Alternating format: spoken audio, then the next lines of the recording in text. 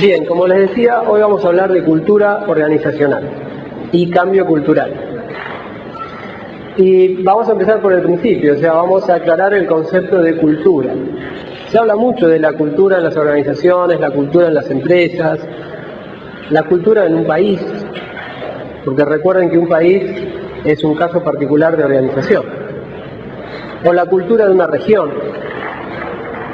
Todos sabemos que hay una cultura porteña, que hay una cultura del interior o de cada provincia. ¿Qué son esas culturas? ¿A qué se refiere? Bien, recién lo dijeron, alguno de ustedes dijo por ahí, se entiende hay distintas definiciones formales del libro, pero vamos a ver una definición de sentido común, sencilla. Se entiende por cultura al conjunto de creencias y valores de un conjunto de personas, si son compartidos por un conjunto de personas. O sea, si tenemos un conjunto de personas que comparten ciertos valores y ciertas creencias, entonces estamos en presencia de una cultura. Si ese grupo de personas es muy pequeño, por ejemplo es una familia, no se habla de cultura, pero en realidad es parecido. O sea, podríamos hablar también de una cultura en una familia, porque es claro que una familia comparte valores y creencias y hacen a un estilo de vida, y si uno entra a esa casa se vive de cierta manera, distinta de otra casa en otro país o distinta de la casa de al lado. Pero bueno, en general cuando hablamos de cultura se habla de grupos más grandes. Puede ser una organización, una empresa, puede ser una institución, puede ser un conjunto de instituciones, o puede ser un país, la cultura de un país. Ahora, ¿qué se genera con un conjunto a partir de un conjunto de creencias? Creencias, sencillamente, son cosas que yo creo. Lo que yo creo que está bien, lo que yo creo que está mal, lo que yo creo que hay que hacer, lo que yo creo que no hay que hacer, lo que yo creo que conviene hacer. Si yo me encuentro en una organización con un grupo de gente y compartimos todas esas ideas, todos creemos que hay que hacer esto, todos creemos que no hay que hacer lo otro, todos sentimos atracción por esto, todos sentimos repulsión por las mismas cosas, entonces estamos en presencia de un conjunto de gente que comparte creencias, por lo tanto estamos en presencia de una cultura. Eso es una cultura. Fíjense que hay otra acepción de cultura. A veces se dice tal persona es culta o no es culta, tiene cultura, no tiene cultura. En realidad son dos acepciones distintas. Porque la cultura como sistema o conjunto de creencias compartidas puede ser buena, puede ser mala, puede ser espantosa, puede ser excelente. No tiene por qué ser algo bueno. Por ejemplo, mucha gente del ámbito de la delincuencia, comparte valores, comparte creencias. Todos creen que robar no está tan mal, o que es necesario, o que es un medio de vida. Comparten esa creencia, y eso es una cultura. Por supuesto que no vamos a decir son gente culta, también por tener esa creencia, porque esa sería otra acepción de la palabra. ¿Está bien? Vamos a la acepción que acabamos de clarificar. Ahora, ¿qué pasa con la cultura en las organizaciones? Algo importante a tener en cuenta o a clarificar es que toda organización tiene una cultura imperante, hay una cultura funcionando. La pregunta es, ¿cómo se genera esa cultura? ¿Cómo se genera la cultura en una organización? Bien, el principal disparador o el principal factor influyente en la cultura de una organización es su fundador y su creador, o sus fundadores. Fíjense, mirándolo en el tiempo, así, con sentido común, se crea una empresa. ¿Cómo se crea una empresa? Un grupo de amigos, 2 o 3 o 2 socios, que en general se conocen de antes, que ya comparten ciertas ideas y creencias y valores, se reúnen y establecen una microempresa. Alquilan una oficina, son ellos con un asistente y nada más. ¿Ustedes qué creen? ¿El asistente se va a acostumbrar a seguir las pautas de esas dos personas?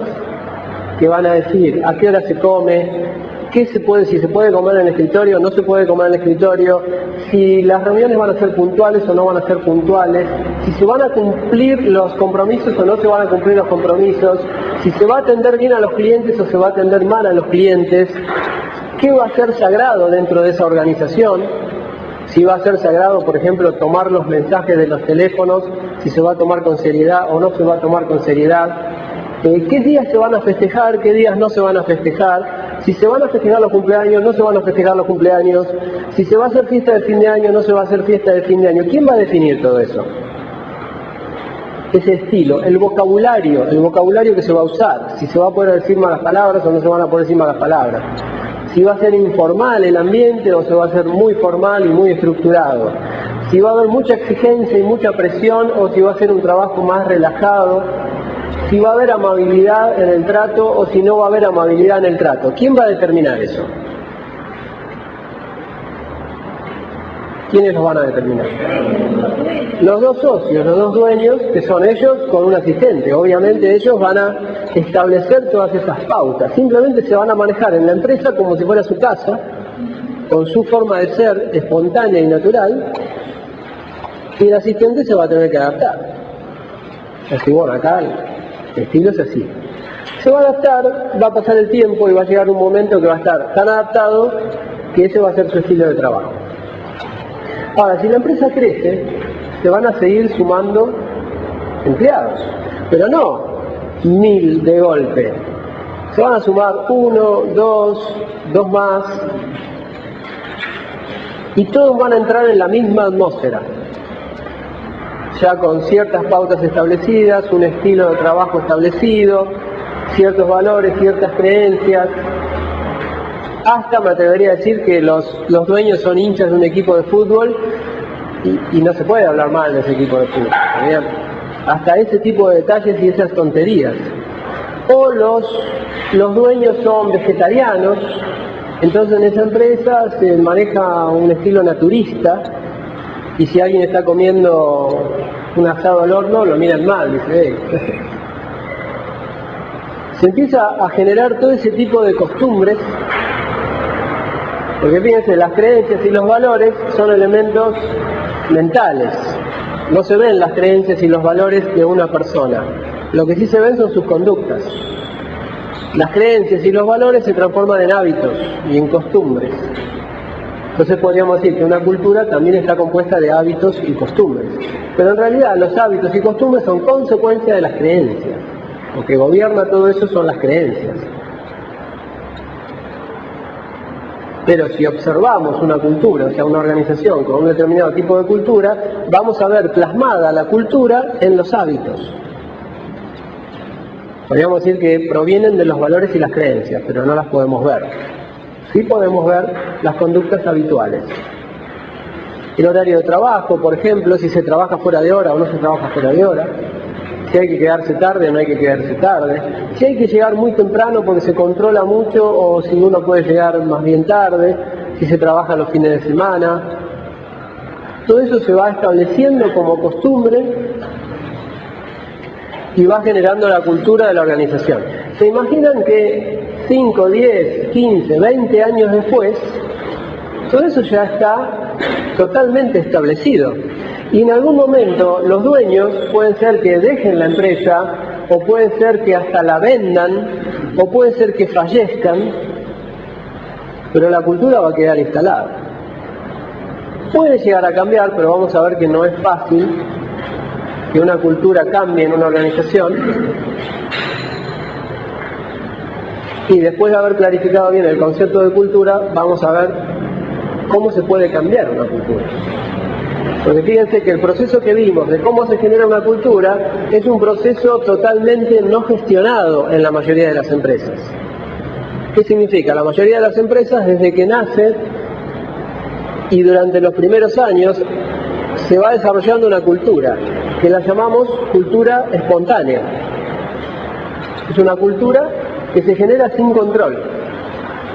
O sea, se establecen hábitos, costumbres, creencias, valores, que se difunden a prácticamente todos los integrantes de la organización, y los que muy de acuerdo no están, a veces sobreviven si no expresan ese desacuerdo. Porque si expresan demasiado desacuerdo con los patrones culturales de una organización, en general un integrante es rechazado y puede ser despedido o puede ser aislado, o puede sentirse tan incómodo en esa cultura que se va, pero eso lo va a notar enseguida, apenas entra. ¿Está bien? Si una persona viene del medio, entra a una empresa y encuentra una cultura muy contraria a lo que a él le parece natural, por ejemplo, mucha exigencia, maltrato interpersonal, demasiada rigidez o demasiada severidad en las penalidades con los empleados, o maltrato a los clientes, y uno dice, no, yo no estoy acostumbrado a trabajar así, bueno, eso es un choque cultural. Una empresa tiene una cultura instalada, yo vengo de afuera con otra cultura desarrollada, tal vez en otra empresa anterior, tal vez vengo con la cultura de mi trabajo anterior, o con la cultura que me inculcaron mis padres. Pero esa ya no es la cultura de una empresa, es la cultura del país, o de mi familia, muy influida por la cultura del país. Bien, entonces, todas las empresas desarrollan una cultura, empresas, mejor dicho, organizaciones en general, empresas, instituciones, gobiernos, países enteros, desarrollan una cultura de manera espontánea. ¿Qué significa espontánea? Significa no gestionada estratégicamente. Simplemente se genera. Y lo que se genera no necesariamente es bueno. Puede haber algunos factores positivos y puede haber algunos factores negativos. Con lo cual, algo que no se habla mucho y que no mucha gente tiene claro, es que si uno va a una empresa y hace un diagnóstico de su cultura, puede encontrar factores positivos y factores negativos. ¿Y cuál sería la referencia para ver qué factores son positivos y qué factores son negativos? ¿Cómo? No entiendo. No, porque la mía puede ser peor todavía. ¿Cuál es la referencia para decir si una cultura es positiva o es negativa? ¿Positiva o negativa con respecto a qué? ¿Cuál es el hábitos o qué actos llevan al funcionamiento de la organización? Bien. ¿Y cuál es el intento de que la organización funcione? Los patrones, bien, los patrones objetivos para determinar qué factores culturales son positivos y qué factores culturales son negativos son sencillamente la eficiencia y la efectividad. ¿Qué es la efectividad? Es el grado con el cual la organización cumple con su misión y su visión y sus objetivos. Y la eficiencia es con qué consumo de recursos yo cumplo con esa misión, esa visión y esos objetivos. Con lo cual el patrón de referencia es la misión de la empresa. ¿Qué tiene que hacer esta empresa? Por ejemplo, tiene que brindar servicios de calidad, 5 estrellas. ¿Qué valor o qué creencia puede ser fundamental en esa organización para que ese servicio funcione? ¿Cuál sería una creencia que debería ser un elemento clave de la cultura? ¿Cómo? Sí. Sí, en realidad la creencia no es, podría ser, pero en realidad la creencia sería que el cliente es importante. Pero no como un cartel pegado en la pared, sino el cliente es importante como creencia cultural. ¿Qué significa una creencia cultural? Una creencia cultural es una creencia verdadera. O sea, vos entras a esa empresa, hablas con alguien y te empieza a hablar de los clientes y te habla bien y te habla con entusiasmo.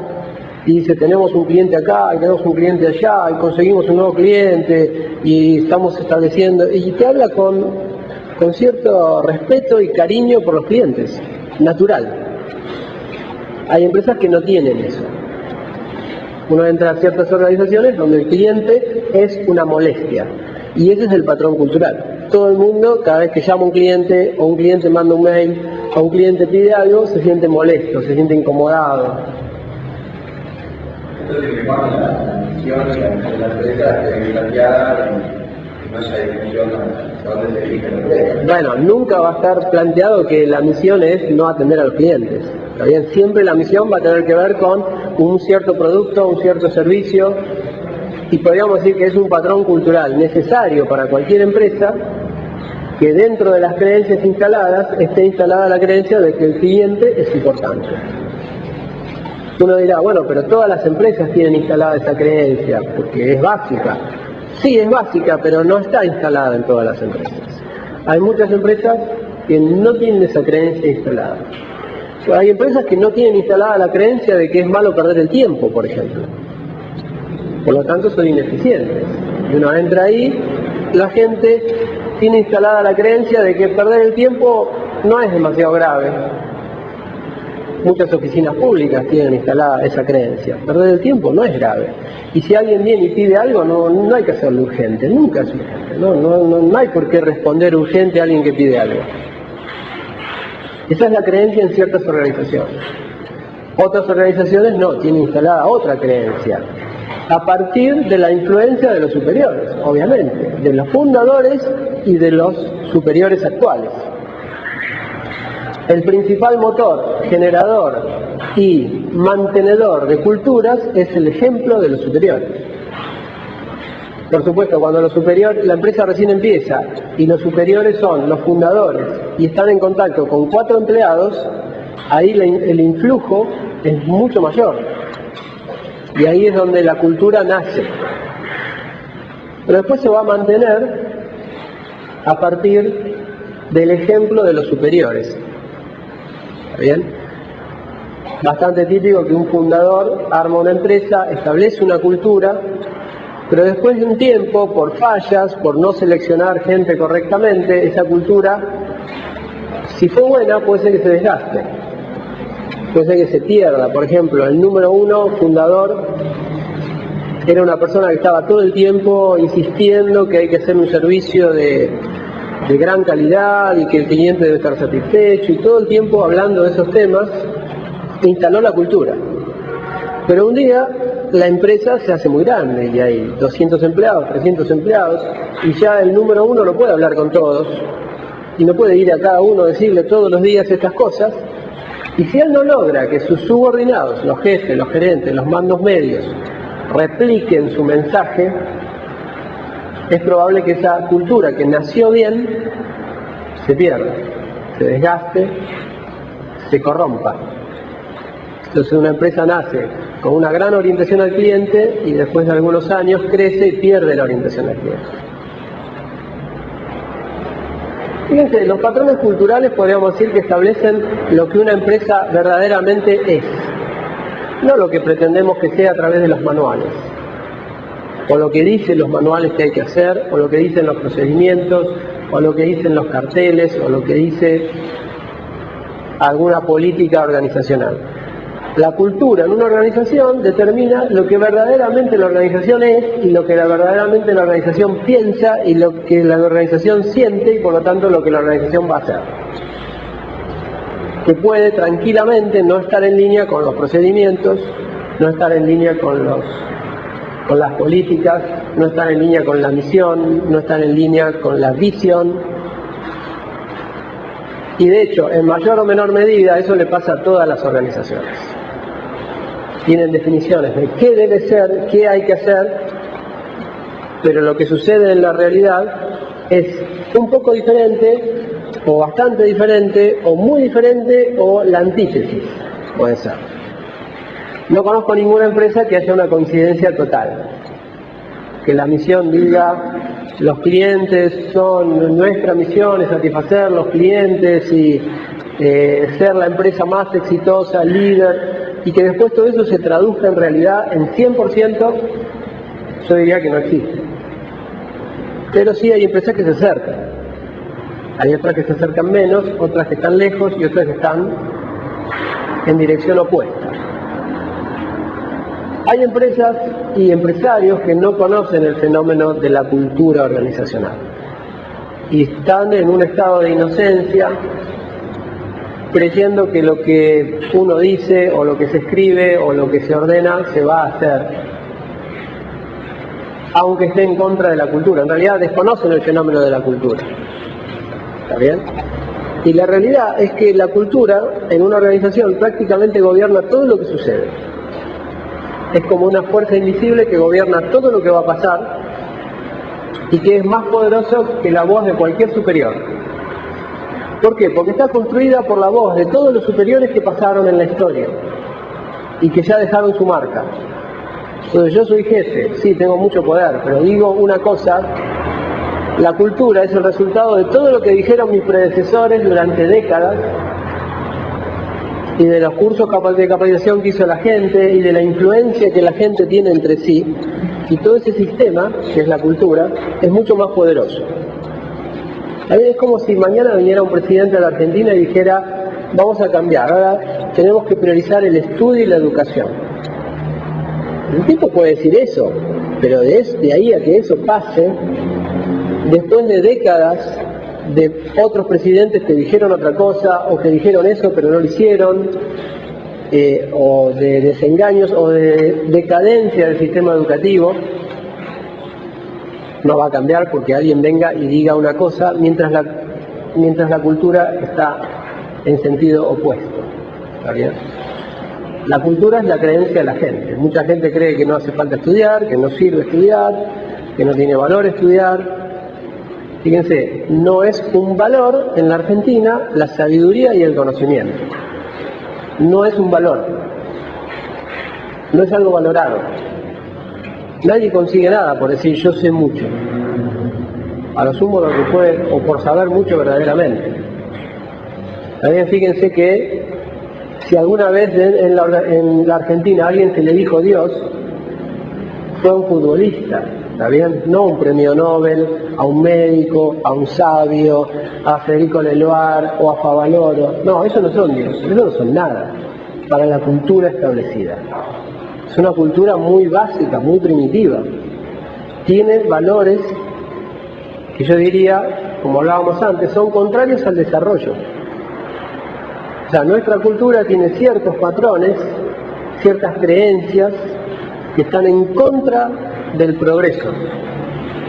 Por lo tanto, el progreso no se va a dar mientras tanto esos valores no cambien.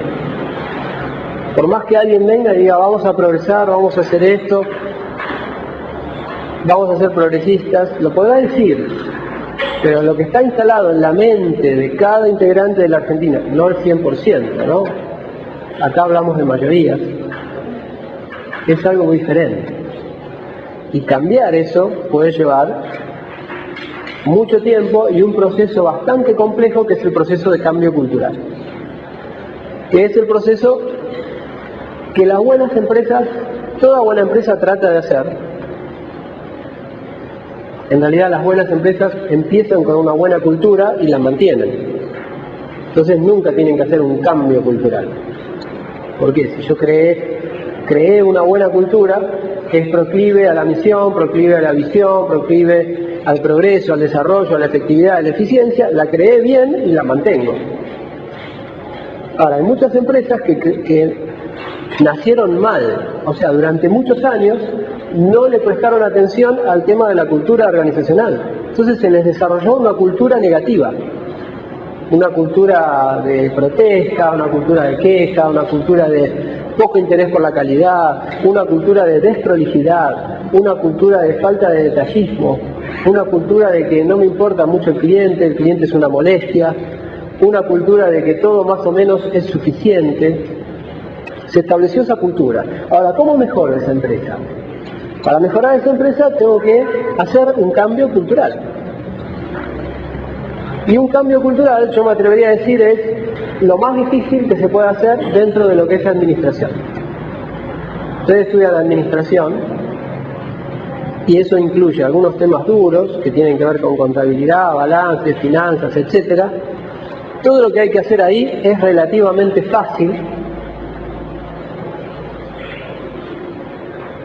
al lado de los aspectos soft de la administración, que tienen que ver con cambios de conducta. Y el más complicado de todos los temas, porque es el cambio de conducta total en la organización, Por ejemplo, un problema soft es tengo que cambiar la conducta de un empleado. Todos trabajan bien, salvo uno. Yo tengo que hacer ahí un proceso de coaching o de capacitación, o simplemente de despido, selección y reclutamiento, selección y reemplazo. Son temas soft, son complejos, porque hay muchos conflictos, personas involucradas, etc. Eso es complejo. Ahora, ¿qué pasa si yo tengo que cambiar la conducta de toda una empresa? De 1000 personas, 10.000 personas, 20.000 personas.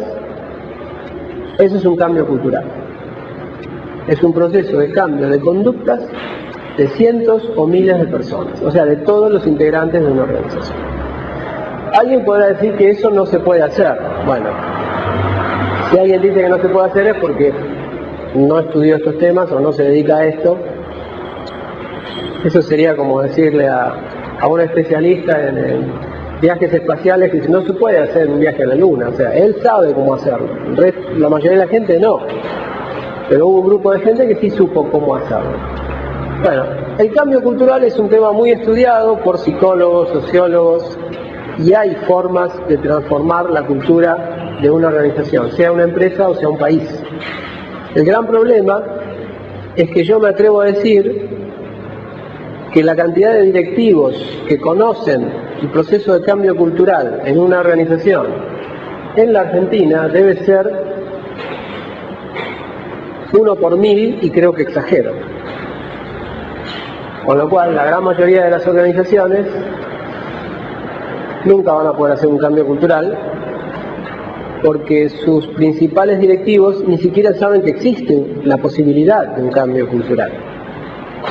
Ni siquiera saben que eso es algo factible o algo que se puede hacer. O sea que hay muy pocos directivos que saben que se puede gestionar la cultura. O sea que como se puede gestionar la producción, se puede gestionar la administración, se puede gestionar la atención al cliente, se puede gestionar un balance, se puede gestionar la contabilidad de una empresa, se puede gestionar la cultura de una empresa. Pero es un tema, como ya les digo, de muy poca difusión, muy poca gente lo conoce, por lo tanto prácticamente no se hace. Las únicas empresas que gestionan la cultura son en general empresas multinacionales de mucha antigüedad, empresas que tienen 50, 60, 80 o 100 años o más de 100 años, y que les llevó esos 100 años a aprender que la cultura es la fuerza fundamental de una organización, es la que mueve todo, es la que determina las cosas que van a pasar, incluso pasando por encima de las órdenes de los superiores. Pero esas empresas ya aprendieron que los elementos de la cultura se deben gestionar estratégicamente, o sea que se deben tomar medidas específicas para moldear la cultura de una organización. No se puede dejar que la cultura crezca espontáneamente, porque lo que normalmente crece espontáneamente no es bueno. A veces cuando el fundador de una organización es podríamos decir un héroe o un prócer, un tipo súper inteligente y súper bueno, que hay pocos obviamente, pero hay, cuando el fundador es un tipo así, en general se crea una excelente cultura. Pero también dura poco, porque si la organización tiene una excelente cultura, va a crecer. Y si va a crecer, va a incorporar nuevos jefes.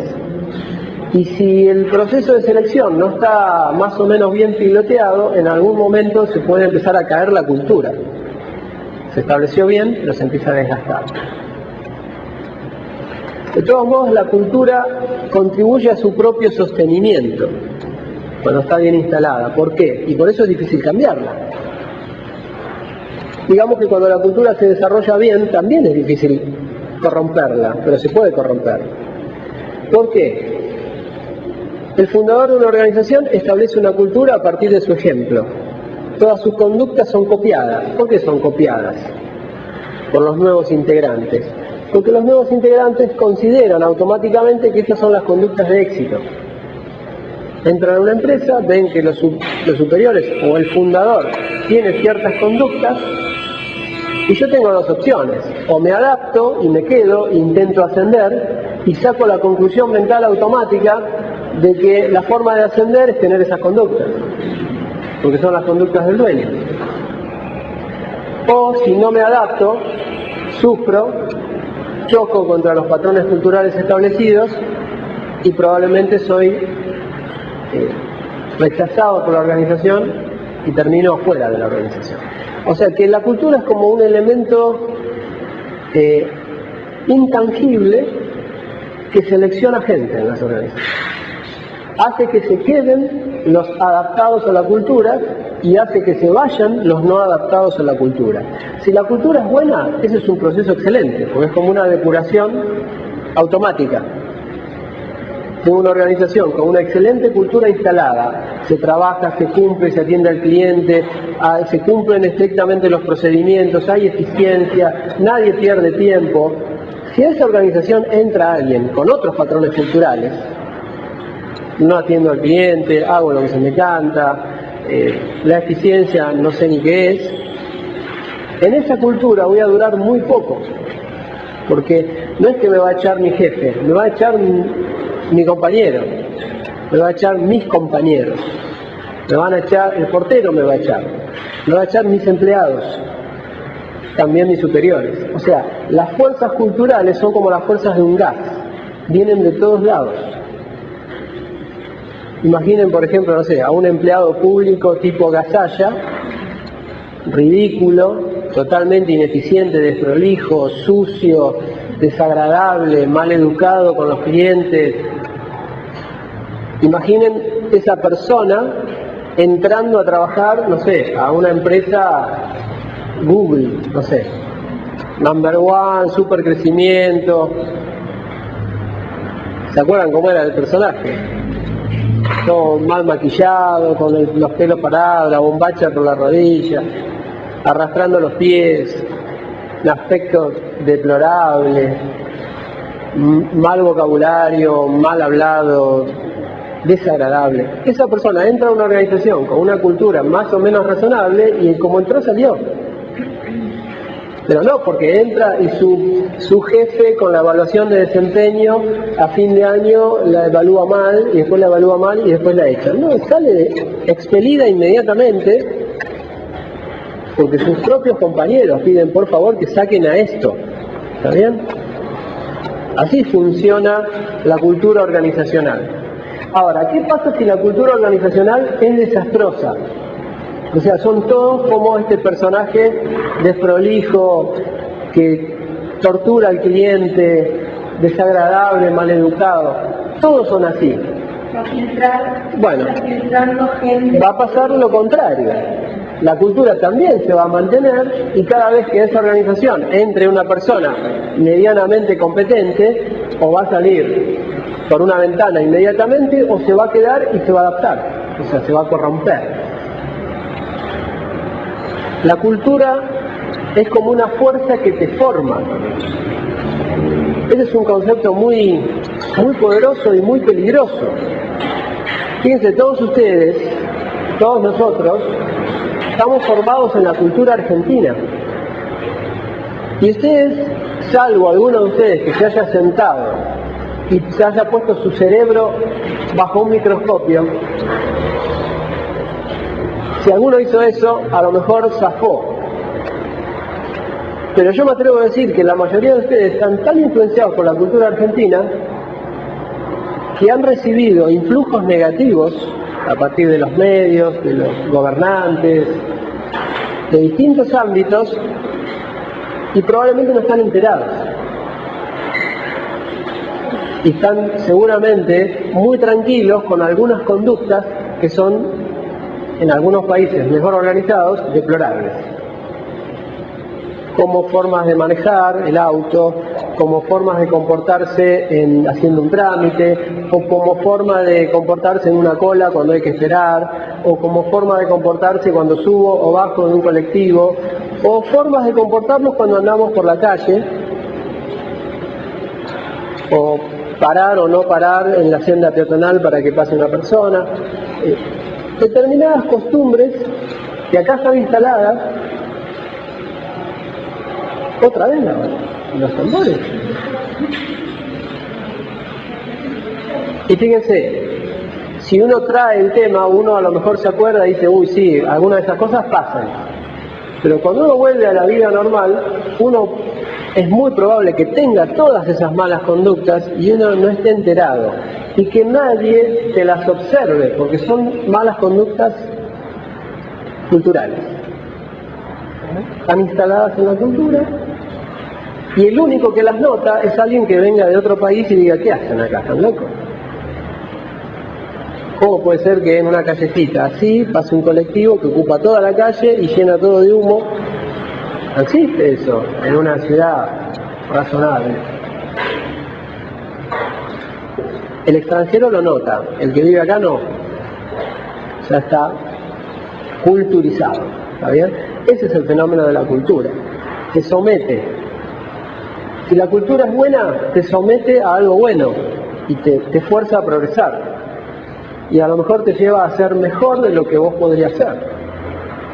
Como le pasa muchas veces a un argentino que viaja a un país más ordenado y le toca manejar. En muy pocos días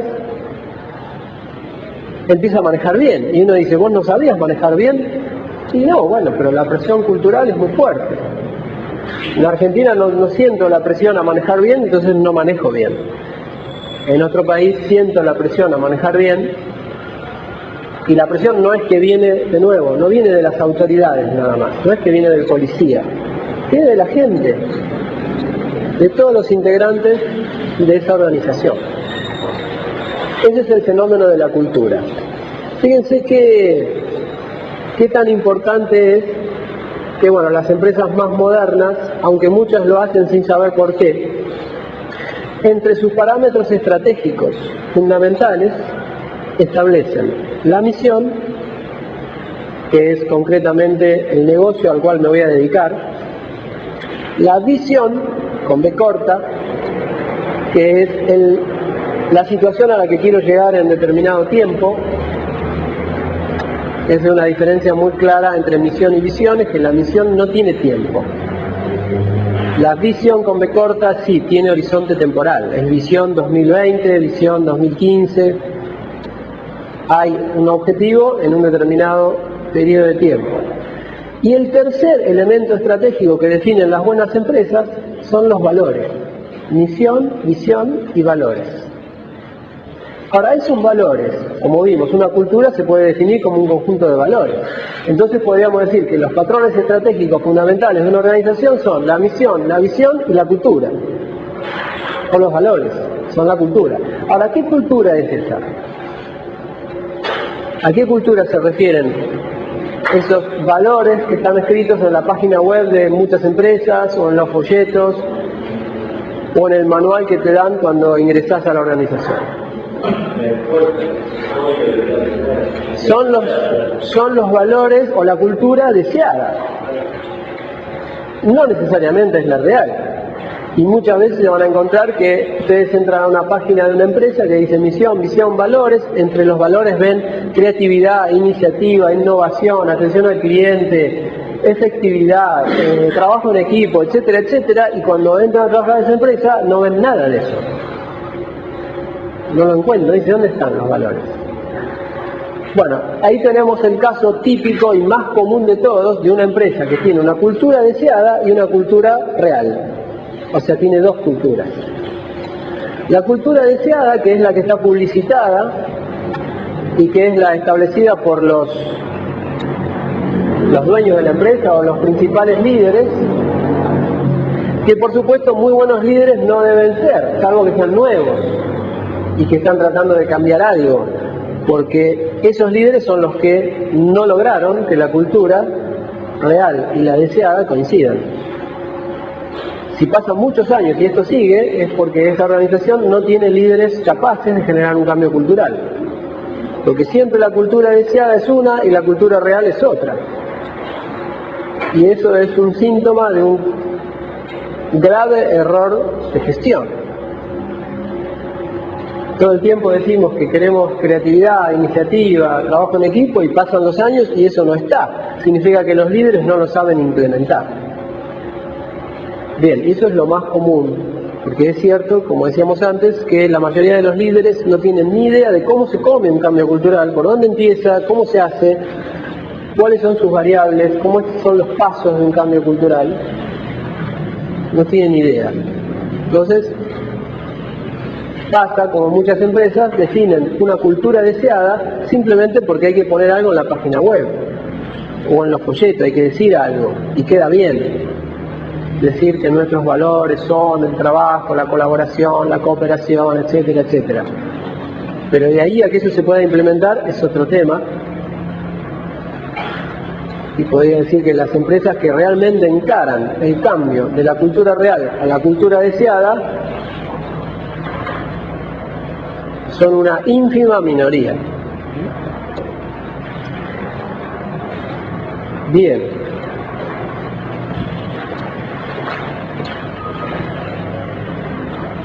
Fíjense, reforzando este concepto,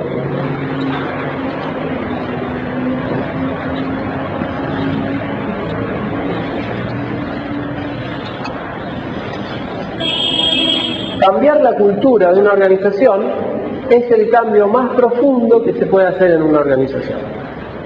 Fíjense, lo que vamos a ver ahora son los distintos niveles de cambio que se pueden ejecutar en una organización.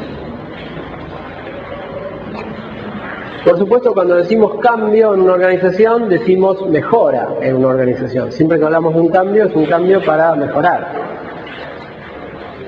Y vamos a ver los distintos tipos de cambio que se pueden hacer en una organización hasta llegar al cambio cultural, que es el más profundo. Empecemos por el cambio más superficial, o sea, el cambio que podríamos decir más sencillo en una organización. ¿Cuál es el cambio más sencillo que podemos hacer en una organización para mejorarla? No es el más sencillo ese. Está bien, es un tipo de cambio, pero no es el más sencillo. Hay otro más sencillo. ¿Cómo? No, ese no es fácil. Hay un cambio que es el más fácil de todos.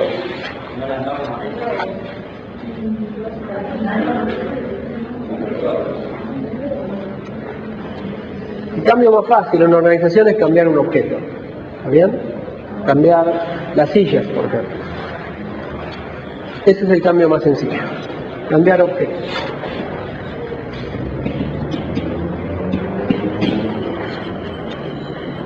Objetos que podríamos decir no vinculados al proceso central. Si uno dice cambiamos objetos, pero el objeto es el reactor nuclear, bueno, es un objeto un tanto especial. Estamos hablando de cambiar computadoras, cambiar mesas, sillas, pintar las paredes de la empresa, mejorar las instalaciones. Cambiamos objetos. La organización mejora. Sí, pero es una mejora muy superficial, muy sencilla de ejecutar. Casi cualquier empresa lo puede hacer eso. No se necesita ninguna visión empresaria ni ninguna mentalidad estratégica para hacerlo. Porque hasta un kiosquero que tiene una empresa de una persona y de 1 metro cuadrado sabe que si mejora un poquito la disposición de los chocolatines y se compra una bandeja más nueva, más linda, va a vender más o que va a mejorar su negocio. ¿Bien? Cualquier empresario, desde un verdulero hasta el empresario más importante del mundo que tiene la empresa más grande, sabe que cambiando objetos mejoro mi empresa. Ahora, si quiero mejorar algo un poco más profundo, tendría que pasar a mejorar no los objetos, sino cómo los objetos son utilizados. Y eso ya es otra cosa, eso se llama procesos.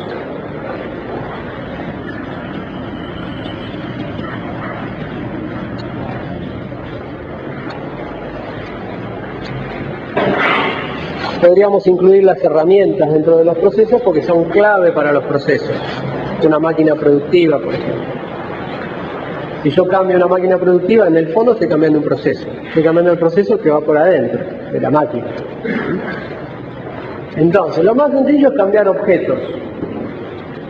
Si quiero cambiar algo más elaborado, tengo que pensar cómo esos objetos se usan, en qué orden, quién los usa, cuál se usa primero y cuál se usa después. Y ahí ya estoy hablando de cambio de procesos. Y ahí ya entramos en terreno más complejo. No muchas empresas cambian procesos, o saben cómo cambiar un proceso, o saben cómo relevar un proceso. Ni siquiera sé bien cuáles son mis procesos. Si ustedes van y hablan con el empresario más básico que podría ser, que es un comerciante, que tiene una carnicería, y uno le pregunta, ¿querés cambiar la balanza para mejorar tu negocio? Y te va a decir, sí, me vendría bárbaro. ¿Querés mejorar los procesos? Y te va a decir, ¿qué es eso? O sea, su mente entiende el cambio de objetos, pero no necesariamente el cambio de procesos. Es raro que se ponga a pensar a ver cómo atiendo a la gente, a ver que entren por acá y salgan por allá, entonces aumenta la eficiencia, van a esperar menos tiempo. Es raro que se pongan a pensar en un proceso. Si quiero cambiar algo más profundo todavía, ¿qué tendría que cambiar?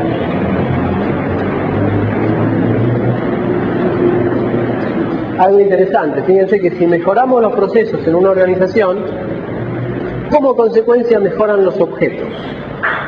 ¿Qué significa esto? Si mejoramos la forma en que se utilizan las herramientas y los objetos en una organización, esos objetos van a durar más y van a estar en mejor estado, o se van a utilizar más tiempo, o van a rendir más. Entonces, algo importante de ese gráfico que estamos viendo es que si mejoramos una organización en un determinado nivel, mejora de ahí para arriba, los niveles más superficiales también. Por supuesto que si mejoramos objetos no van a mejorar los procesos, pero si mejoramos procesos sí van a mejorar objetos. Por eso están dispuestos los niveles de cambio en esa forma de pirámide, son jerárquicos. Jerárquicos en sentido inverso, los cambios más importantes son los de la base de la pirámide acá. Podríamos decir que la base de la pirámide se refiere a cambios en los cimientos, en la esencia de la organización, y los cambios hacia arriba son cambios más superficiales, en la fachada de la organización. Como hacia arriba cambiamos la fachada, hacia abajo cambiamos los cimientos, como si fuera un edificio.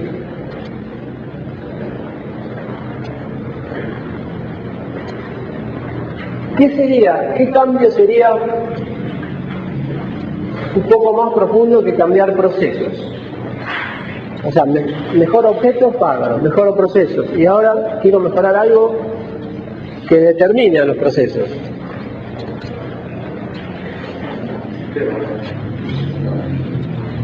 Los sistemas están dentro de los procesos. Las competencias de la gente. Bien, competencias. Empecemos con las más superficiales, que son las técnicas. Está claro que si yo no tengo un buen nivel de competencias técnicas, por más buenos procesos que tenga, los procesos no se van a ejecutar. Fíjense, si yo fallo en un nivel, ahí van a fallar todos los niveles para arriba. Por ejemplo, tengo una maquinaria, pero la persona que maneja la maquinaria no es competente. Esa maquinaria no produce demasiado y es probable que se rompa antes que otra.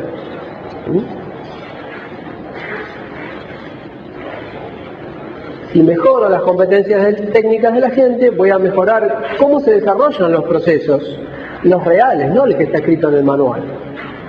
O sea, voy a lograr que los procesos reales se parezcan más al que está en el manual, porque la capacitación técnica de la gente obviamente la voy a dar con ese manual, seguramente. Entonces, mejoro competencias técnicas, mejoro cómo se desarrollan los procesos, los acerco más a lo que deberían ser y los objetos rinden más. Ahora, ¿qué podría mejorar que sea más profundo que las competencias técnicas? Las competencias sociales.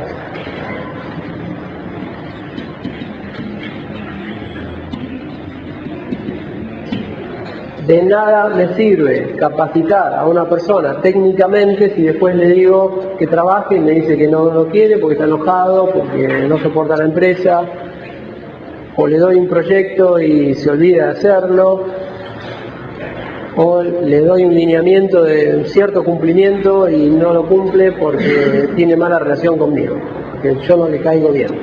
Bueno, todo eso tiene que ver con competencias sociales, que son las capacidades de la gente para relacionarse en situaciones normales y conflictivas y poder llevar adelante sus tareas. Las competencias sociales, como vimos ya, son lo que causa o lo que genera nuestras actitudes.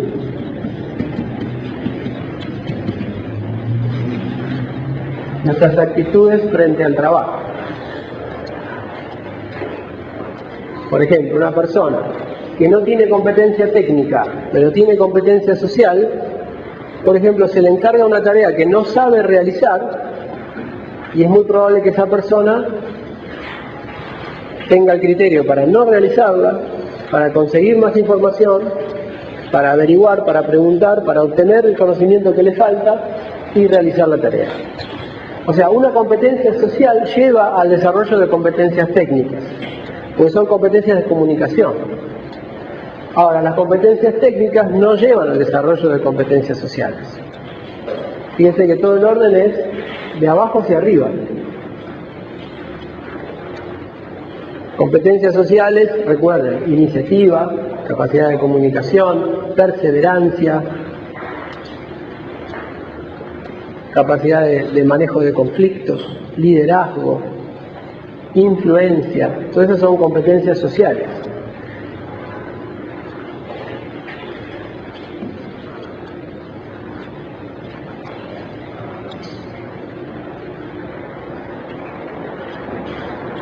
Si quiero mejorar una empresa más profundamente que con la capacitación técnica, paso a capacitación en competencias sociales, que por supuesto lleva mucho más tiempo desarrollar. El tiempo es otra variable que se desarrolla en ese gráfico.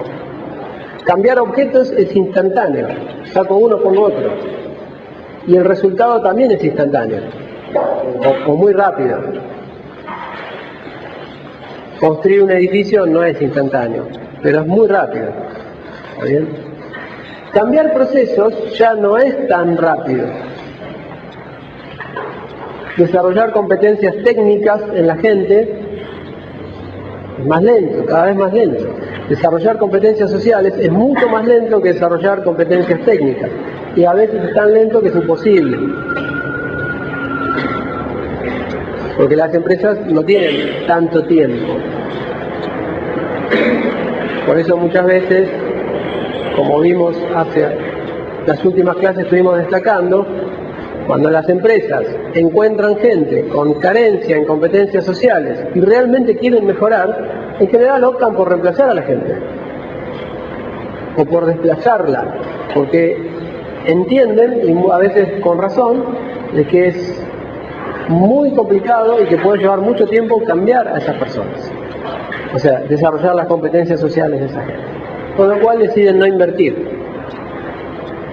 A veces los despiden y a veces no los despiden, pero los aíslan.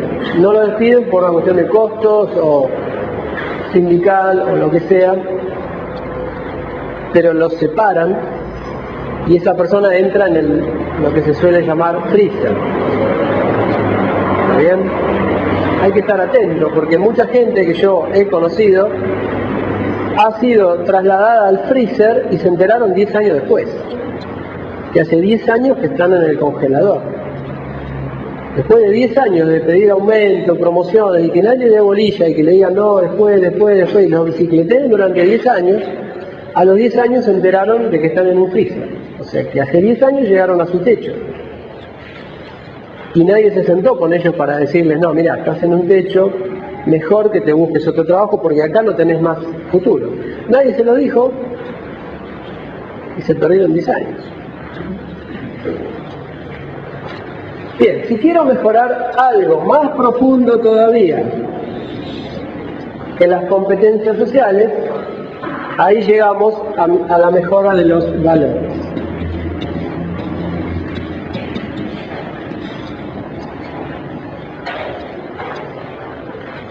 y llegamos al fondo. Ya no hay más nada más profundo que mejorar. En realidad algo más profundo, pero que es tan difícil de mejorar que ni lo vamos a mencionar. Estrictamente no se puede mejorar.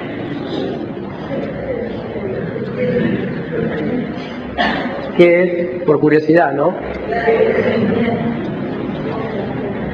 Todas voces femeninas dijeron que los hombres dijeron la curiosidad femenina. Más abajo de que nuestros valores está nuestra propia voluntad. Pero ya se acuerdan que cuando hablamos de los elementos de un equipo efectivo, las dejamos afuera. Porque yo no puedo intentar mejorar una empresa desarrollando la voluntad de sus empleados. Porque eso sería decir, bueno, voy a transformar a todos mis empleados en empresarios. Y que hagan todo solo después. Y ya vimos que así no funciona. Que necesitan, lo normal es que en las organizaciones, la gran mayoría de la gente necesita estímulos externos. Mejorar la voluntad sería como mejorar su capacidad para no necesitar estímulos externos. Bueno, es algo que no se puede hacer, por definición. Si algún empleado tiene alto nivel de voluntad, bueno, se va a manejar como sea, con valores sin valores, con cultura sin cultura, con máquina sin máquina, con proceso sin proceso, con manual sin manual, va a funcionar. Y así es como todos ustedes tienen que intentar ser, no depender de estas cosas. ¿Está bien? Estas cosas tienen que ser cosas que ustedes hagan como administradores para hacer que otros trabajen. ¿Otros quiénes? Los que no quieren trabajar, que son la mayoría. Todo el aparataje de administración en una organización es cómo hacer que la gente que no quiere trabajar, trabaje. Y sea efectiva, y sea cuidadosa, y atienda al cliente. El que quiere trabajar no necesita nada de eso. El que tiene voluntad propia, motor propio, y además tiene competencias sociales, competencias técnicas, y las va desarrollando, no necesita todo el aparataje administrativo para que a mí me den un premio a fin de año y si no me lo dan no trabajo. No, yo me muevo igual. Y si en esta organización donde estoy no me cierran las cosas, y me voy a otra. Y si no será otra, y si no será la que yo cree. Pero yo voy a resolver mi situación. ¿Está bien? Ese es un líder, un emprendedor. Y ustedes estudian administración, tienen que tener ese enfoque. Ustedes tienen que administrar a otros, no ser administrados. ¿Está bien? A lo mejor hoy por hoy, en su etapa de desarrollo y crecimiento, son administrados. Y están aprendiendo cómo se administra a una gran cantidad de gente para que no se salgan del cauce y para que hagan su trabajo aun cuando no quieren. Y que a veces hagan hasta trabajos complejos, personas que después llegan a su casa y miran la repetición de los goles 28 veces. Y ese es todo su acervo cultural. ¿Está bien? Pero esa es la magia de las organizaciones. Es poner en funcionamiento a un montón de gente distinta, algunos muy capaces, otros medianos y otros nada. Pero que igual hacen una tarea útil. Porque cada uno está en su función, cada uno está a su nivel de complejidad. Pero eso es administrar. Eso es lo que ustedes tienen que aprender a hacer. Bien, entonces, la mejora más profunda que se puede hacer en la organización es la mejora de los valores de sus integrantes. Y esa es la mejora cultural.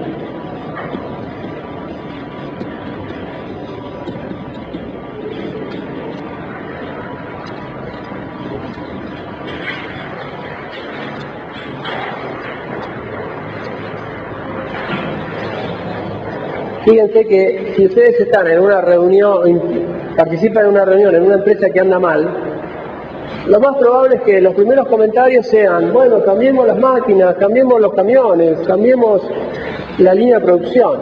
Estos son cambios de objetos y algo de procesos. Si en esa reunión hay alguien un poquitito más visionario, va a decir, no, miren, dejemos las cosas como están, pero mejoremos los procesos. Tenemos procesos ineficientes. Ese ya se ve que estudió algo. Si en esa reunión alguien dice, no, dejemos los procesos, paremos con los manuales y escribir, capacitemos a la gente para que puedan desarrollar los procesos y tengan mayor criterio y tengan conocimiento técnico para corregir errores, etcétera, o desarrollar ellos mismos sus propios procesos, bueno, ahí tendríamos una persona un poquito más visionaria. Si tenemos a alguien que analiza más profundo, todavía diría, no mejoremos la parte técnica, procesos, o también hagámoslo en paralelo, pero fundamentalmente mejoremos las competencias sociales de la gente para que interactúe mejor y no pierdan tiempo y no generen tantos conflictos y tantos malos entendidos.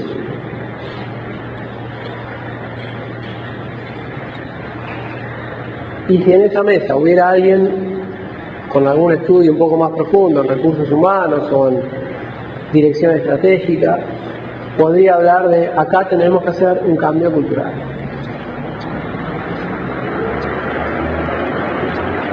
Que sería cambiar en el nivel más profundo de la pirámide. Y yo me atrevería a decir que una organización que tiene problemas de valores, o sea, tiene una cultura instalada negativa, no tendría que hacer nada antes de cambiar eso, porque todo lo que haga se va a derrochar. Sería como, no sé, poner última tecnología, no sé, en la oficina pública perdida por ahí que atiende Casalla y compañía. No, le vamos a poner tecnología de última generación. ¿Para qué? Para que la rompan, para que se la roben. No hagas nada. Primero cambiar la cultura y después poner todo para arriba. Poner lo que falta. ¿Está bien? La mejora debería ser de abajo hacia arriba. Pues mejorar de arriba hacia abajo sería como agarrar un edificio que se mueve, está por caer, y la primera acción que tomo es pintarlo. Y la segunda acción que tomo es cambiar los picaportes de la puerta. No. La primera acción es fijar los cimientos. Y después todo lo demás. Claro que en todo esto hay política, ¿no? Cuando un gerente se hace cargo de una organización, supongan que el director le da a cargo a un gerente, le pone a cargo un edificio, le dicen, mejorame el edificio. Y resulta que el edificio tiene los cimientos flojos, está todo mal, en todos los niveles. Y el gerente dice, bueno, acá hay que mejorar los cimientos, con buen criterio. Se pone a mejorar los cimientos. ¿Qué pasa?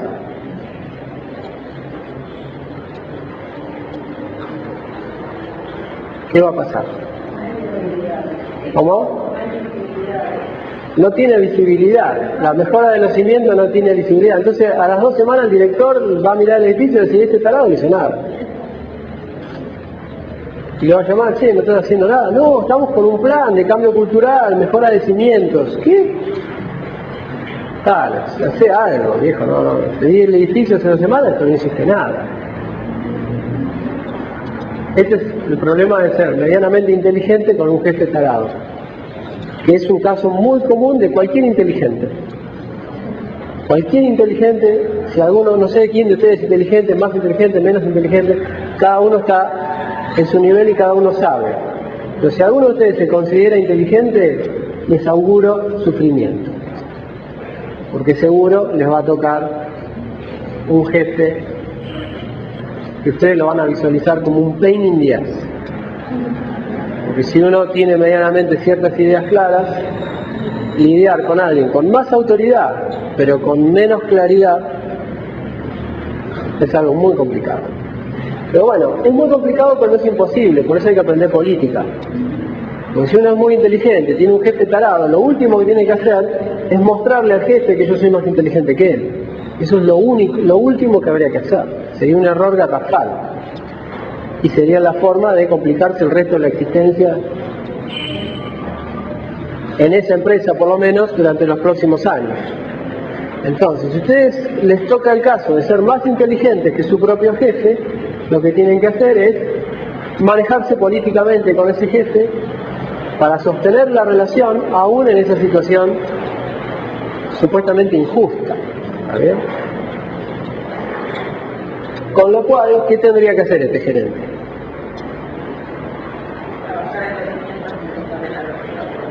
Tendría que trabajar en los cimientos, empezar enseguida con los cimientos, pero en paralelo, fachada. ¿Está bien? Pintos, los tolditos, algo para que vea la gente, ¿está bien? Para que vea el que no entiende, en este caso mi superior. Con eso gano tiempo, gano credibilidad, después voy y le pido más recursos y me los da, y con esos recursos voy trabajando en los cimientos. Esto lo tienen que hacer muchísimos gerentes en empresas. Tomar acciones populistas y al mismo tiempo acciones estratégicas de largo plazo. Eso es lo que un buen gobierno en Argentina tendría que hacer. Las acciones populistas son infaltables porque la gente las pide. Sí, está bien, no es prioritario, no es lo fundamental, pero la gente las pide. Bueno, entonces, hacelo. Calmar a la gente o a los accionistas o a quien sea. Y mientras tanto, tomar las acciones que tenés que tomar. Y con las acciones de corto plazo, de alta visibilidad, de adorno, de fachada o de maquillaje, vas a obtener credibilidad, vas a obtener apoyo, y con ese apoyo vas a poder durar más tiempo como para poder hacer los cambios estructurales.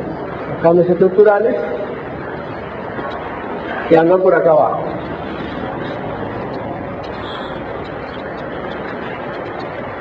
Bien, la pregunta que nos queda, que no la vamos a poder desarrollar en profundidad, aparte es un tema de administración, de management de alto nivel, o sea, ni siquiera creo que en la facultad se ve en profundidad en ninguna materia, es algo que si les interesa lo tendrían que estudiar posteriormente, pero es el proceso de cambio cultural.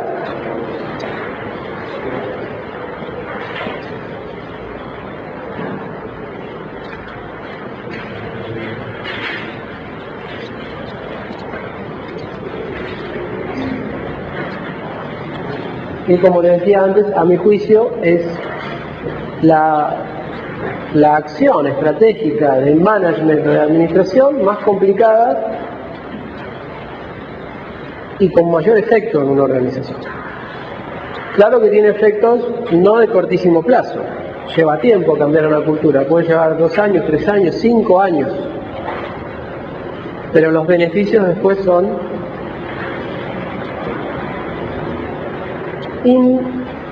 inconmensurables, o sea, no se pueden medir. Si alguien pidiera hacer un plan o un cálculo económico de los beneficios de un cambio cultural, no se puede hacer.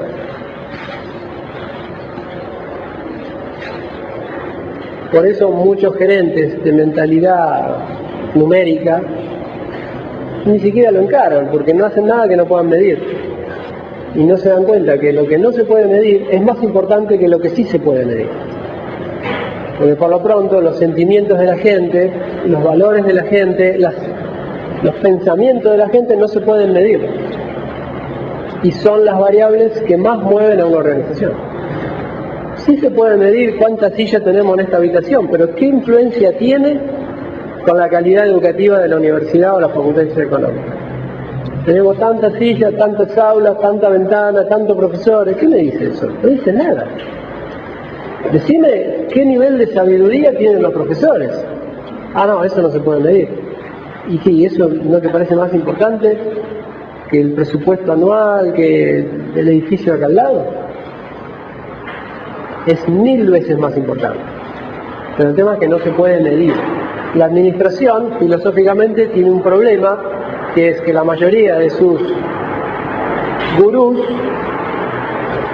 opinan o apoyan la idea de que administrar tiene que ver con medir. Y todavía no cayeron en la cuenta de que lo más importante que pasa en una organización, que son los fenómenos psíquicos de sus integrantes, no se pueden medir. Pero aún así hay que gestionarlos, sin posibilidad de medirlos.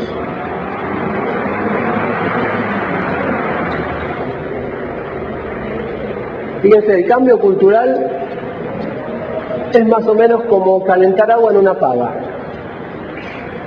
Yo puedo no medir la temperatura de la pava, pero si yo la pongo al fuego, en 10 minutos, ¿va a estar más caliente o va a estar más fría? ¿Y lo puedo decir con certeza? Eso es el cambio cultural. Si yo tomo ciertas acciones, la empresa va a mejorar radicalmente. Ahora, si me piden que lo mida, mataste la idea. En cuanto se midió, se mató la idea, porque no se va a poder medir. Bien, ¿cómo es el proceso de cambio cultural? Bueno, el primer paso, lo vamos a ver muy simplificadamente. El primer paso es definir la cultura deseada.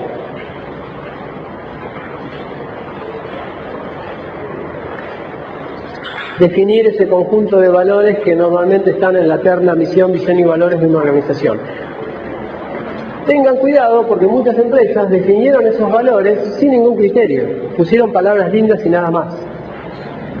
En realidad, una buena definición de la cultura deseada es una definición de valores que tengan que ver con el negocio o con la actividad de la organización.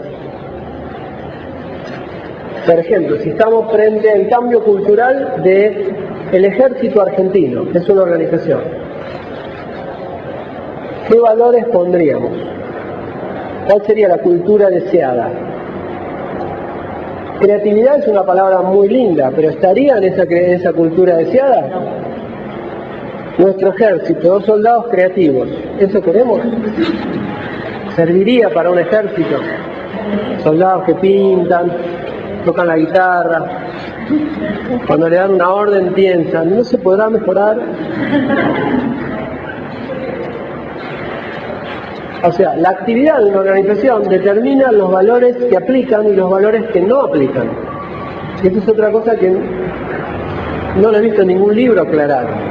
No cualquier valor sirve, aunque sea bueno, la creatividad es muy buena, pero para un ejército no sirve. Como no sirve para el ejército, tampoco sirve o tampoco es el valor preponderante para una actividad industrial o petrolera, por ejemplo. Una empresa petrolera. ¿Qué preferimos? ¿Instalar el valor de la creatividad o instalar el valor de la seguridad? Bueno, son opuestos. En el trabajo son opuestos, porque la creatividad lleva a probar cosas que fallen. Un fallo, explotó, murieron 10. Uy, qué macana, probemos otro. Eso sería los petroleros creativos. A ver, vamos con el barco, con 10.000 millones de toneladas de petróleo. A ver, vamos a pegar una curvita linda, a ver. ¿Qué curvita linda? Derecho, ¿sí? Derecho, con toda la seguridad, con los salvavidas, con todas las alarmas. Bueno, empresa petrolera es valor preponderante de una empresa petrolera es la seguridad. ¿Por qué es la seguridad? Porque la seguridad o la falta de seguridad es el factor que más puede influir en las pérdidas de una empresa petrolera. Si una empresa petrolera no tiene grandes niveles de creatividad, no pasa nada, porque hay petróleo, se refina y funciona. Ahora, si una empresa petrolera falla las medidas de seguridad, entonces sí, es probable que haya accidentes, derrames y se pierda muchísimo dinero. Y es prácticamente lo único que puede arruinar el negocio petrolero, que es un negocio asegurado, salvo que no sea seguro. ¿Está bien? Y así con cada negocio. Les dejo el ejercicio, si quieren, de pensar para distintos tipos de negocios cuáles son los valores o el valor preponderante. Bien. ¿Estamos en hora? Vamos bien. Bueno, terminamos esto. Definir la cultura deseada es el primer paso. ¿Cuál sería el segundo paso? El segundo paso es la adopción de los superiores. Que por supuesto ahí lo notamos como un micropaso, pero es algo extremadamente complicado. El cambio cultural es un cambio jerárquicamente de arriba hacia abajo y no puede funcionar de otra manera, porque es la forma en que la cultura se genera a partir de las conductas de los superiores. Si los superiores no están dispuestos a cambiar sus conductas radicalmente, no va a haber posibilidad de cambio cultural. Adopción de los superiores no significa que los superiores realmente compren todos los valores nuevos, pero sí significa que los muestren en sus conductas, aunque no estén de acuerdo. Y si algún superior no puede hacer eso, se transforma en una barrera al cambio cultural y debería ser desplazado, si realmente se quiere hacer el cambio cultural. Si no, automáticamente los superiores se transforman en la causa por la cual el cambio cultural no avanza. Adopción de los superiores. Tercer paso, demostración de los superiores. Adoptamos los valores, bueno, ahora hay que mostrarlos. ¿Qué significa mostrarlos? Incorporarlos en mi diálogo, incorporarlos en las reuniones, incorporarlos en mis mails, incorporarlos en todas mis interacciones con la gente. El caso más típico de por qué un cambio cultural falla en una organización es porque algún superior no lo compró y lo expresa abiertamente. Y automáticamente todos los esfuerzos de cambio cultural se desgastan y se pueden caer. Solamente porque un superior diga, esto del cambio cultural a mí no me cierra, a su propia gente. Ahí es donde se rompe el proceso de cambio cultural. El cuarto paso sería comunicar. No puedo escribir porque se me acabó la tiza. Pero comunicar, pero no es comunicar como decir mando un mail. Lo que ahí tendremos que poner es un plan estratégico de comunicación interna, o mejor todavía, un plan estratégico de comunicaciones integradas. ¿Qué significa? Es todo un plan de comunicación hacia afuera de la organización y hacia adentro de la organización, totalmente coherente y basado en las nuevas definiciones de misión, visión y valores. Y es el elemento más clave del cambio cultural, y es un plan de comunicación desarrollado utilizando todas las herramientas modernas de prensa, difusión, publicidad, propaganda, absolutamente todas las herramientas que se utilizan para lanzar un producto al mercado, por ejemplo. Por ejemplo, ninguno de ustedes conocía Movistar hace 3 años, o 4, no existía Movistar. Ni la M, ni la marca, ni el nombre, ni Movi, ni Star, nada. Ni ese color verde, ni claro tampoco.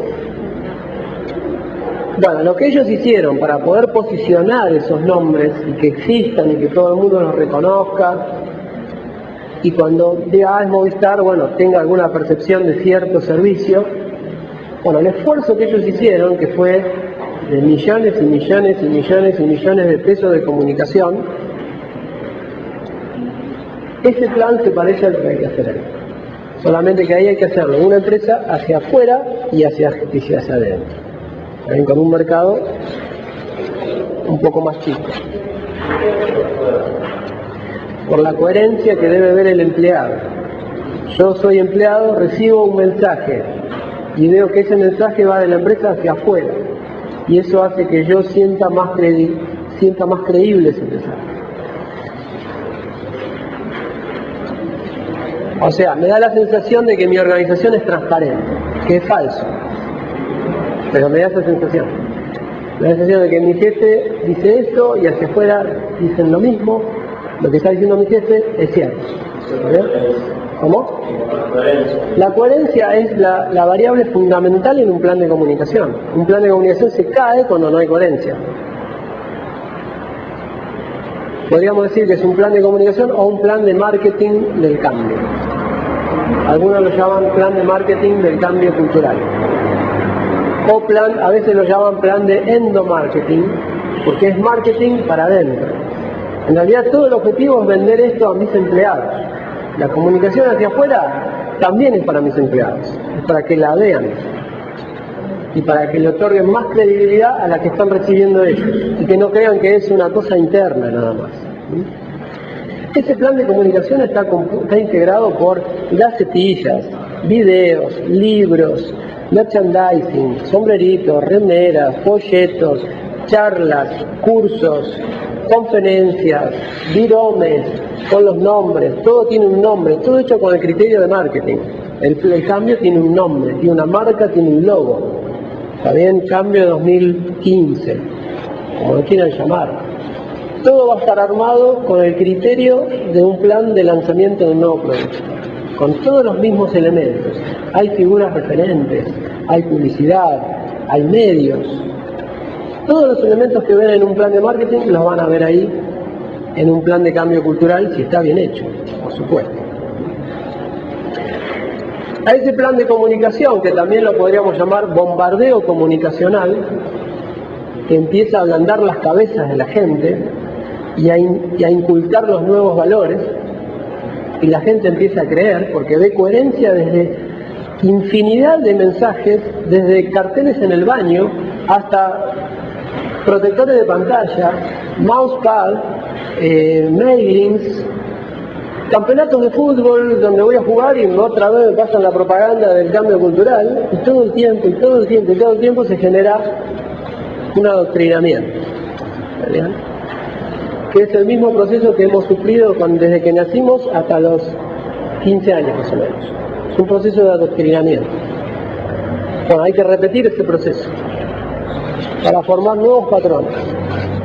Y todavía tiene que ser más poderoso el proceso, porque toda la gente ya está adoctrinada para un lado, entonces hay que adoctrinarla para otro. Fíjense que adoctrinamiento suena como algo malo, y en realidad no es ni malo ni bueno, depende de adoctrinamiento para qué. Si hago un plan de adoctrinamiento para que todos salgan a matar a la calle, bueno. Ahora, si hago un plan de adoctrinamiento para que toda la gente se vuelva más eficiente, más cuidadosa, trabaje mejor, se desarrolle más, estudie, mejore su posición económica, mejore su posición social y mejore su familia, entonces bienvenido al adoctrinamiento. ¿Está bien? Eso es lo que hace falta en las organizaciones y en la Argentina. ¿Está bien? Por supuesto que ustedes salen a decir, lo que hace falta acá es un nuevo adoctrinamiento, te van a tildar de fascista, cualquier cosa. Pero en realidad eso es lo que hace falta, técnicamente, para mejorar cómo están funcionando las cosas. Para mejorar la inseguridad, para mejorar la falta de apego al trabajo y a la producción, para mejorar la educación, para mejorar la falta de apego de la gente a la educación. Porque acá se pueden instalar colegios espectaculares, pero la gente va a ir y no va a estudiar, porque no está incorporado el valor. ¿Está bien? Bueno, este es un proceso que lleva a incorporar nuevos valores. Ahora, si el plan comunicacional o de adoctrinamiento, como lo quieran llamar, funciona, toda la gente va a empezar a querer ser más creativa, o sea, a tener los valores que se le están incorporando. La gente, la gran mayoría, se va a esforzar por tener esos valores. Ahora, muchos no van a saber cómo, porque van a decir, me están pidiendo que tenga más iniciativa. Compro la idea. ¿Y por qué la compro? Porque me la enchufaron con un destornillador en el cerebro. Desde millones de lugares. De repente un día hago clic y digo, está buena esta idea. Es el mismo efecto que se produce cuando ustedes lanzan un producto por televisión y dicen, qué porquería, y a los 2 meses lo están comprando. Qué porquería, el pedo, Movistar, la MS, el Globo, me parece un moco, qué sé yo, a los 2 meses Movistar. Bueno, ese es el fenómeno de adoctrinamiento. ¿Bien? Ese es el mismo fenómeno que hay que lograr. Ahora, cuando la gente compró la idea, el siguiente paso es capacitar a la gente. Está bien, ya compraste, ¿querés cambiar? Bueno, ahora te enseño cómo cambiar. Un error muy típico que cometen muchas empresas es que capacitan antes de adoctrinar. Te capacito para ser más creativo, pero no estás convencido de ser creativo, entonces se tira esa capacitación. Va a la basura. El siguiente paso es un proceso de evaluación y premiación, que por supuesto puede estar integrado a la evaluación de desempeño. Si yo quiero ya incorporé los nuevos valores. Si yo los quiero mantener, ahora lo que tengo que hacer es medirlos y premiarlos. Semestralmente, anualmente, mensualmente. O sea, convencí a la gente de que tengan más iniciativa. Ok, les doy un curso para que sepan lo que es la iniciativa y cómo aplicarla, y les doy 1000 ejemplos de cosas que podrían hacer.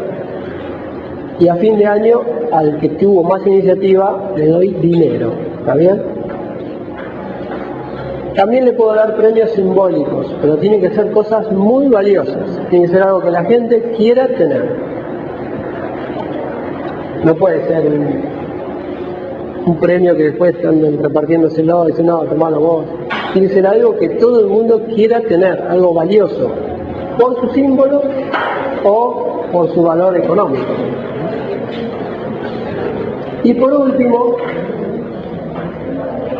hay que establecer los elementos perceptibles de una cultura. Establecerlos en la organización. ¿Qué son los elementos perceptibles de una cultura? Se lo dejo para investigar, pero básicamente son todos los elementos que ustedes ven por la calle en Argentina y que representan la cultura argentina y que les hacen darse cuenta de que ustedes no están en Tokio ni en Tailandia. ¿Qué hay? Hay monumentos, y en los monumentos no está Kung Fu, está San Martín, ¿está bien? No es un chino con un gorrito así. ¿Cómo? Bueno, está bien. Pero hay monumentos, San Martín, Sarmiento, todos tipos conocidos, amigos del colegio, que por supuesto fueron inculcados y adoctrinados durante todo el colegio primario y por eso están en nuestra cabeza, si no, no estarían. Todo este proceso se relajó, por eso ahora están mucho menos, pero antes estaban mucho más. Lo que van a ver son banderas, celeste y blanca, por ahora. Van a ver escarapelas, van a ver símbolos, van a ver un tipo de arquitectura, van a ver cierta comida, van a ver cierto estilo de vestimenta, van a ver lugares sagrados o lugares muy importantes como el Cabildo o la Casa de Tucumán, la Casa de Gobierno, lugares que son aún todavía con todo el desgaste valiosos. Bueno, todos esos elementos hay que instalarlos en una empresa para retener la cultura. Una empresa que trabaja la cultura estratégicamente tiene monumentos, tiene fechas patrias, tiene celebraciones patrias, tiene próceres. ¿Quiénes son los próceres en una empresa? Y en general son los fundadores, o son personas que son las que crearon el mayor crecimiento de la empresa y que hoy son veneradas.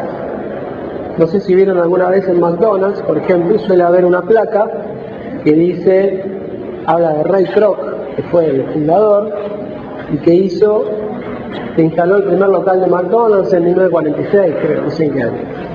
Y está un poco la historia ahí.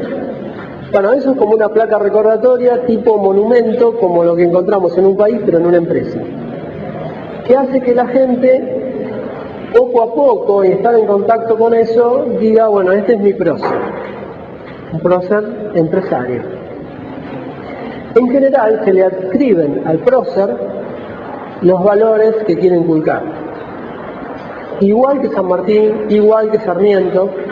San Martín se decía que cruzó los Andes enfermo y que no sé qué, y que era indestructible, el santo de la espada, cualquier cosa. Era un tipo bastante normal y tenía sus cosas raras, pero eso no se decía. ¿Está bien?